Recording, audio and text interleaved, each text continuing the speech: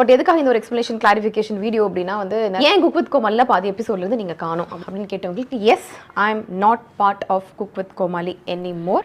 என் வேலையை செய்ய விடாம டாமினேட் பண்றாங்க, நான் சொல்றதை கேட்கலனா உன் கரியரே ஸ்பாயில் ஆயிரும்னு மிரட்டுறாங்க, இப்படியெல்லாம் சில குற்றச்சாட்டுகளை சொல்லி குக் வித் கோமாளி நிகழ்ச்சியில் ஆங்கராக இருந்த மணிமேகலை ஷூட்டிங்கில் இருந்து பாதியிலேயே வெளியில் வந்துட்டாங்க.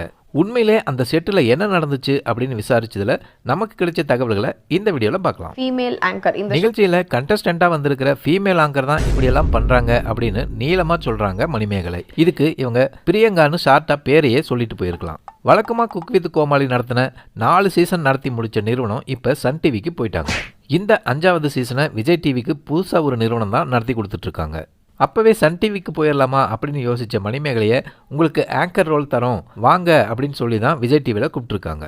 ஆங்கர் வேலையை பார்க்க போகிறோம் அப்படின்னு சந்தோஷமாக வந்த மணிமேகலைக்கு போதாத காலம் ஃபேமிலி டாக்டர் மாதிரி விஜய் டிவியோட ஃபேமிலி ஆங்கர் பிரியங்கா இந்த சீசனில் கண்டஸ்டண்ட்டாக வந்துட்டாங்க. பல நிகழ்ச்சிகளில் நாம் பிரியங்காவை பார்த்துருப்போம். பழைய சினிமா படங்களில் படம் போர் அடிக்காமல் இருக்க படக்கதைக்கு சம்மந்தமே இல்லாமல் காமெடி ட்ராக்னு ஒன்று தனியாக போய்கிட்டு இருக்கும். அதே மாதிரி சூப்பர் சிங்கர்லாம் பார்த்தீங்கன்னா நிகழ்ச்சிக்கு சம்மந்தமே இல்லாமல் நடுநடுவில் காமெடின்னு பிரியங்காவே ஒரு ஸ்கிரிப்ட் வச்சு உசுரெடுப்பாங்க. அதுபோக பிரியங்கா நடத்துகிற நிகழ்ச்சிகளில் யாராவது ஒருத்தரை லவ் பண்ண வேற ஆரம்பிச்சிருவாங்க. மூக்குத்தி முருகன், செந்தில் கணேஷ்லாம் இந்த லைனில் வர்றவங்க தான். இங்கே வந்து இந்த சீசன் குக் வித் கோமாளிலையும் வலுக்கட்டாயமாக ராமர், விடிவி கணேஷ்னு இவங்க ட்ராக்கு தனியாக ஓட்டிக்கிட்டு இருந்தாங்க. பாலா, புகழ், குரேஷி இவங்களோட ஸ்கிரிப்ட் இல்லாத டைமிங் காமெடி தான் குக் வித் கோமாளியோட இவ்வளவு பெரிய வெற்றிக்கு காரணம். நடுநடுவில் மணிமேகலைக்கு கிளாஸ் எடுக்கிறதுலையும் அக்காடா தம்பிடா கத்தல்லையும் புகழ் பெயரை டம்மி பண்ணுறதுலையும் தான் பிரியங்கா கவனமாக இருந்தாங்க. சமையல் எப்படி பண்ணுவாங்க அப்படிங்கிறது ஆண்டவனுக்கு தான் வெளிச்சம். எப்படியோ மாதம்பட்டி ரங்கராஜ் புண்ணியத்தில் செமிஃபைனல் வரையும் வந்துட்டாங்க. சரி, இப்போ மணிமேகலை ஏன் வெளியே வந்தாங்க, செமிஃபைனலில் அப்படி என்ன நடந்துச்சு அப்படின்னு பார்த்தீங்கன்னா, இப்போ குக்குகள் 4 பேர் தான் இருக்காங்க. குக்குகளை இன்ட்ரோ பண்ணி பேசும்போது 4வதாக பிரியங்காவை கூப்பிட்டுட்டாங்களாம். அது மட்டும் இல்லாமல் செஃப் ஆஃப் த வீக் வாங்குறவங்களுக்கே ஒன்றும் கிடையாது, நீ எல்லாம் வாட்ச் வாங்கிட்ட அப்படின்னு சொல்லி மாதம்பட்டி பிரியங்காவுக்கு கொடுத்த வாட்ச் பற்றியும் ஏதோ கமெண்ட் சொல்லியிருக்காங்க மணிமேகலை. கடந்த 2 வாரமாக வாட்சை காட்டிக்கிட்டு தான் உள்ளே வந்தாங்க பிரியங்கா.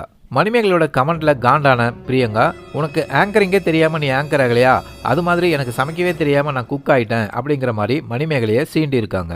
ஏற்கனவே எப்படி ஆங்கர் பண்ணணும், கெஸ்ட் வரும்போது எப்படி இன்ட்ரோ கொடுக்கணும் அப்படின்னலாம் பாடம் நடத்தி கடுப்பேற்றியிருக்காங்க பிரியங்கா.